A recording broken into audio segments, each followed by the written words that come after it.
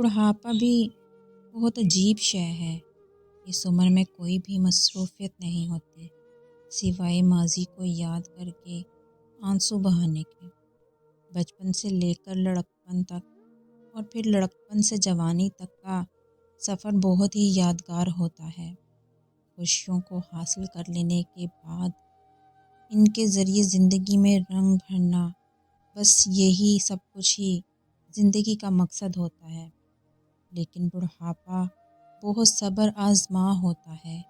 اس عمر میں انسان کو توجہ کی بہت ضرورت ہوتی ہے، لیکن یہ توجہ بھی ہر کسی کی قسمت میں نہیں ہوتی۔ انسان بیچارہ ایک ٹوٹی پھوٹی سی چارپائی پہ پڑا کھانستا رہتا ہے، لیکن کوئی بھی اس کی خبر لینے کو نہیں آتا۔ میں جواد الحق پنڈت اپنی زندگی کی آخری سانسوں کے ساتھ جنگ لڑ رہا ہوں۔ زندگی سینکڑے کے لگ بھگ کا سفر طے کر چکی ہے، لیکن آج بھی لگتا ہے کہ جیسے میں بچپن میں جی رہا ہوں۔ بڑھاپا بچپن کی طرح ہی ہوتا ہے، اسی بچپن کی طرح نہ تو بغیر سہارے کے چلا جاتا ہے اور نہ ہی بیٹھا جاتا ہے۔ عمر بڑھ کر کم ہو جاتی ہے، اتنی کہ بچپن کی زندگی لٹا دیتی ہے۔ آج بھی یوں محسوس ہوتا ہے کہ جیسے زندگی میں کوئی کمی ہے۔ آج بھی ماضی کا کچھ وقت پھر سے جینے کا من کرتا ہے، پھر سے ہنسنے کو دل چاہتا ہے۔ بڑا بیٹا اپنی بیوی بچوں کے ساتھ انگلینڈ شفٹ ہو گیا۔ برسوں گزر گئے لیکن آج تک لوٹ کر نہیں آیا۔ شاید پردیس نے اسے رشتے بھلا دیے ہیں، یا پھر اسے اب رشتوں کی ضرورت ہی نہیں پڑی۔ لیکن میرا آج بھی میرے بچے کو دیکھنے کا دل کرتا ہے، اس سے بات کرنے کا من کرتا ہے، لیکن میرا بچہ شاید اپنے باپ کو بھول گیا ہے۔ باپ کی کبھی یاد نہیں آئی اسے۔ اگر اسے اپنے باپ کی یاد آتی تو ایک بار تو فون کر کے اپنے باپ کی خیریت دریافت کرتا، لیکن نہیں، اس نے کبھی مجھے یاد نہیں کیا۔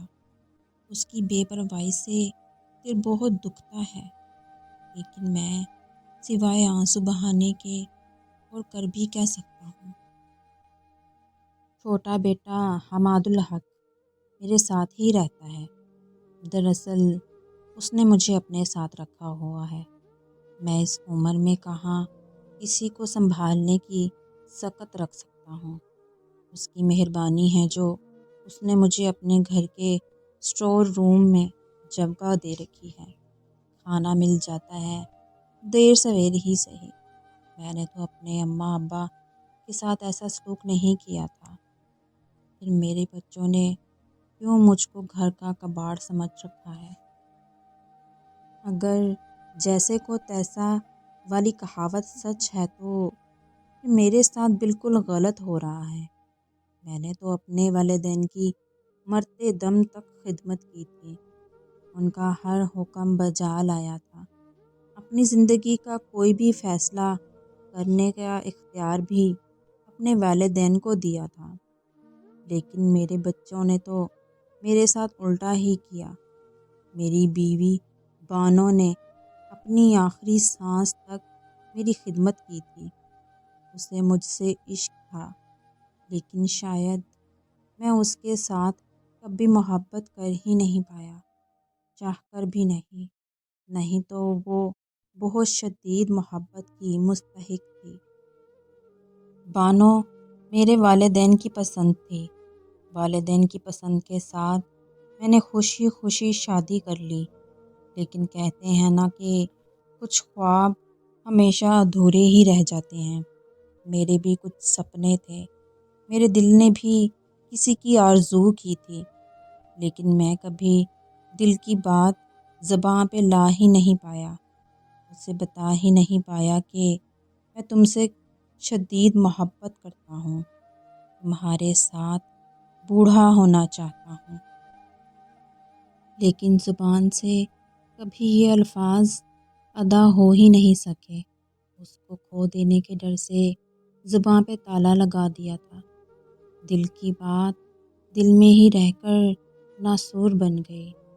آج پھر مجھے وہ دور یاد آ رہا ہے اور میں کسی سحر زدہ شخص کی طرح خود بخود اسی دور میں لوٹ رہا ہوں۔ ماضی پھر سے سامنے آ گیا ہے اور میں ماضی کا ایک حصہ بنتا جا رہا ہوں۔ مارچ 1921۔ اوئے پنڈت، جلدی چل، میلے کا سمے شروع ہو گیا ہے۔ پارو نے میرے گھر میں داخل ہوتے ہی ادھم مچا دیا۔ وہ مجھے میلے پہ لے جانے کے لیے آئی تھی۔ آ گیا میری ماں، چل اب نکلتے ہیں۔ اپنی بیوی کو تو بول دے کہ تو میرے ساتھ جا رہا ہے۔ ہمارے ہاں بیوی نہیں بلکہ اماں بولتے ہیں۔ اماں کو میں نے پہلے ہی بتا دیا کہ میں پارو کے ساتھ میلے پہ جا رہا ہوں۔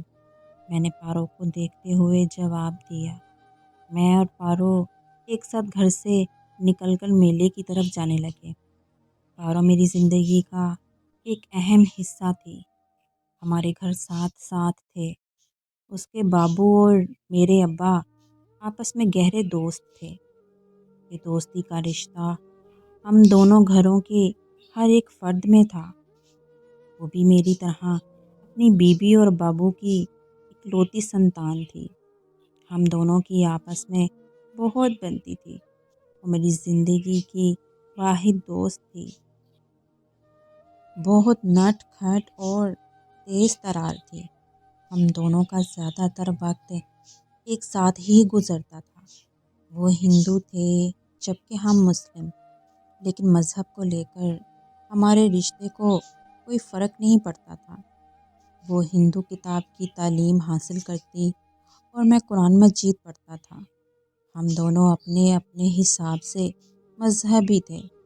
دراصل میں پہلے دن سے ہی پارو کو بہت پسند کرتا تھا۔ وہ مجھے بہت اچھی لگتی تھی۔ وہ سانولی سلونی سی مٹیار میرا پہلا اور آخری پیار تھی۔ اوئے پنڈت دیکھ، ہم پہنچ بھی گئے، پارو نے میلے کی رونق دیکھتے ہوئے چہک کر کہا۔ پارو، یہ تم مجھے پنڈت کیوں کہتی ہے؟ میں تجھے کسی بھی زاویے سے ایسا لگتا ہوں؟ بس مجھے تم کو پنڈت کہنا اچھا لگتا ہے۔ تو کچھ اور کہہ لیا کر، یہ پنڈت نام مجھے پسند نہیں۔ میں نے ناگواری سے کہا۔ تجھے اچھا نہیں لگتا تو نہ لگے، مجھے تو اچھا لگتا ہے نا میرے پنڈت۔ پارو نے میرا گال کھینچتے ہوئے ہنس کر کہا۔ اس کے ہنسنے سے گویا صحرا میں بھی بہار آ گئی ہو۔ وہ ہنستی ہوئی مجھے بہت اچھی لگتی تھی۔ کسی ہنسی کا تو میں دیوانہ تھا۔ دل بس یہی چاہتا کہ وہ یوں ہی سدا اپنی مسکان سے میری زندگی کو معطر کرتی رہے۔ اچھا چل ٹھیک ہے، تجھے جو بلانا ہے تو بلا سکتی ہے۔ تو بھی کیا یاد کرے گی پگلی؟ میں نے بھی مسکراتے ہوئے جواب دیا۔